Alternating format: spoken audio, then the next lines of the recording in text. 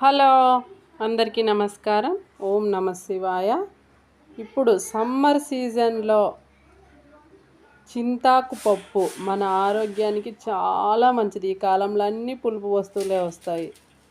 చింతాకు, మామిడికాయలు అన్నీ మంచి పుల్ల పుల్ల వస్తాయి. ఇక్కడ చింతాకు పప్పు తయారు చేసే విధానం: ఫస్ట్ కందిబ్యాళ్ళు తీసుకునేసి స్టవ్ మీద బాగా నీటి కడిగి కుక్కర్లో వేసుకోవాలి. తర్వాత వచ్చేసి ఎండుమిరపకాయలు, ఈ చింతాకు పప్పులోకి ఎండుమిరపకాయలు వేసుకోవాలి. ఎండుమిరపకాయలు అయితే టేస్ట్ సూపర్గా వస్తుంది. చూడండి, నేను ఎండుమిరపకాయలు వేసినాను. తర్వాత మనం మామూలుగా పప్పులోకి వేసుకునేవి టమోటాలు వేసుకుంటాము. తర్వాత మనము ఉప్పు, పసుపు, చింతపండు, తర్వాత చింతాకు బాగా నీట్గా కడిగి, ఇదిగోండి నేను అక్కడ పెనంలో వేసుకొని బాగా నీళ్ళు వేసి చాలాసేపు నుంచి నానబెట్టేసాను. దాంట్లో పుల్లలు ఏవైనా వేస్ట్ అంతా ఉంటే తీసేసేసి నీట్గా మనము పప్పులోకి వేసుకోవాలా. చింతాకు బాగా వేసుకున్న తర్వాత ఇంకేమైనా మిస్ అయినామా, నేను ఇందులో పప్పు మసాలా పొడి వేశాను. మామూలుగా అయితే కొన్ని ప్రాంతాలలో పప్పు మసాలా పొడి లేని ప్రాంతాల్లో అయితే మామూలుగానే చేసుకోవచ్చు, పప్పు మసాలా పొడి లేకపోయినా.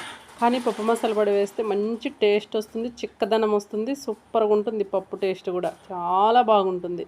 ఎందుకంటే ఫస్ట్ మేము మా అమ్మ వాళ్ళ ఊర్లో అయితే లేదు, మా అత్త వాళ్ళ ఊర్లో అయితే పప్పు మసాలా పొడి తయారు చేసి ఇలా బాక్స్కి నిల్వ చేసుకొని పప్పులోకి వేస్తారు. ఓన్లీ పప్పులోకి మాత్రమే సూపర్ టేస్ట్ వస్తుంది.